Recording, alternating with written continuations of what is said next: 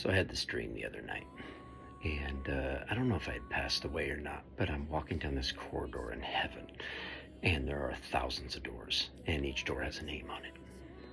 And I finally come to a door that's kind of glowing a little bit, and it's got my name there right across it. Okay, Joey Joseph. And I see the name on the door there. And I decide, well, I'm gonna take a peek inside. Is this my room or something? Is this like a hotel or whatever? I remember opening the door and stepping inside, and there's like card catalogs. I don't know if some of you younger people probably aren't old enough to remember these things, but when we were kids in the library, you had these card catalogs. They were these little wooden drawers. They held 3x5 cards, and there were just thousands of cards in the drawers, and they told you where every book was. And but these card catalogs were stacked from floor to ceiling, and they went as far as I could see on my left and as far as I could see on my right. And I remember kind of wondering, why in the heck is this in my room, in a room labeled my name? And so I walk forward to see the labels on the front of each of the card catalogs. The first one that I see that catches my eye, it says jokes I've told. And I open it up, and it's long. It's 3 or 4 feet long with just thousands of cards in there.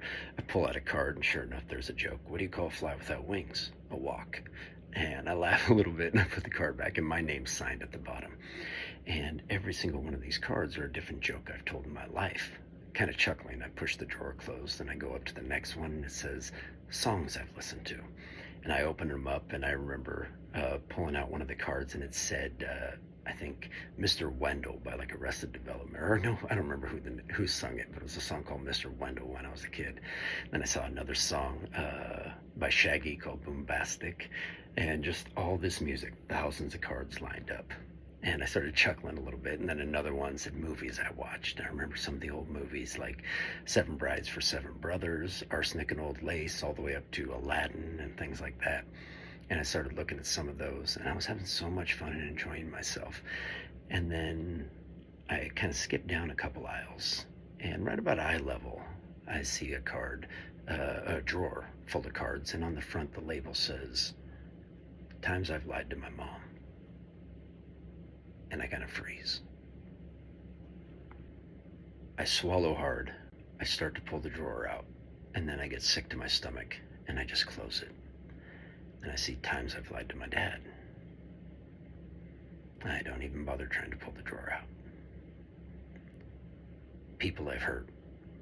I'm getting real sick now, because I realize this is every single incident in my entire life. I start to pull that drawer out, and I see countless cards. I pull one out, and sure enough, it's an incident I definitely remember with my name signed right there at the bottom. I feel like I want to throw up. And then I kind of look around at all these things, and just horrible thing after horrible thing. And how many cards are in this place, I don't know. I start to panic a little bit, and I see a glowing box off in the corner. The label on it says, People I've Shared the Gospel With. I open the drawer. It is the smallest drawer out of all of them, with just a small handful of cards in it.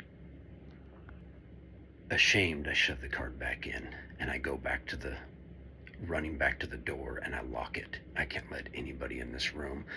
I am scared that somebody's going to come in, and they're going to see these cards, and they're going to see my life, and they're going to see all the mistakes I've made. And I run back to the catalog drawer that said lies I've told, and I pull it open, and I pull out one of them, and I start trying my best to rip it. And I swear those cards are made out of Teflon. I can't do anything. I set the card on the ground, and I start smashing it with the drawer, and it won't break. There is nothing I can do to break that card. I'm in a panic now. I'm so scared somebody's going to come in, and I start sobbing. I can't control myself. I need to destroy the cards, and I can't destroy a single one of them. And then I hear it. I hear the door open behind me, even though I had locked it. And there he stands, looking at me sadly, as I am tears just pouring down my face. Instantly, I go into preservation mode. I shove the card catalog back in the thing, and I go running towards him. And I say, please, please, please, don't come in here. Don't come in here. You don't belong in here. This isn't for you. This is mine. Stay out. Please stay out. You've got to go away. Please get away from me. Please get out of here. And he doesn't listen. And I just beg him. I drop to my knees, begging him, please do not go through these. He doesn't listen. He just stands there looking at me until I can't take it anymore, and I just curl up in a ball bawling my eyes out. And he sits down next to me and puts his hand on my shoulder while I just sit there sobbing. He sits with me for what felt like forever, and finally he gets up, pats me on the shoulder, walks over to the drawer that says Lies I've Told. And I'm sobbing, begging him, please don't open that.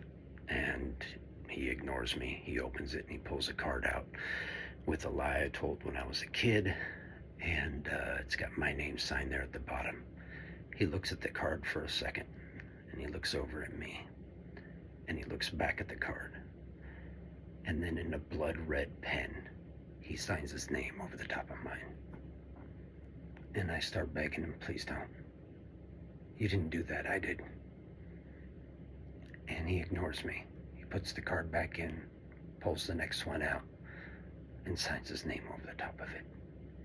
And he just keeps doing this over and over and over again until there are no more cards left to sign. I don't know how long it took. I don't know if time works the same up there. But before I knew it, he's done. And I am just a mess on the ground, just exhausted. And he comes over. He helps me to my feet. And he looks me in the eye and he says, it's accomplished. Now, there's a lot more cards to write. Let's try and get them in the right file this time. And then he turns around and walks out. End of the story. The reason that I tell this story is because a friend of mine was just telling me about how she can forgive everybody else in her life, but she can't figure out how to forgive herself.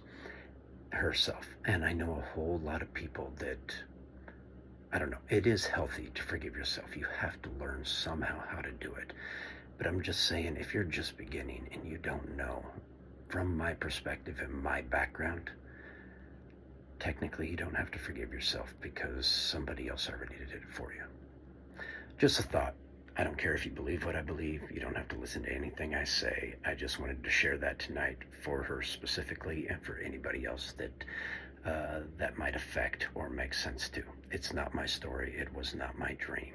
I read it when I was a kid. I don't know why it's stuck in my head or why it popped in my head tonight. But I always enjoyed the story. I'll get back to the normal fun stuff on my channel tomorrow. But y'all have a good night and keep your head up, all right?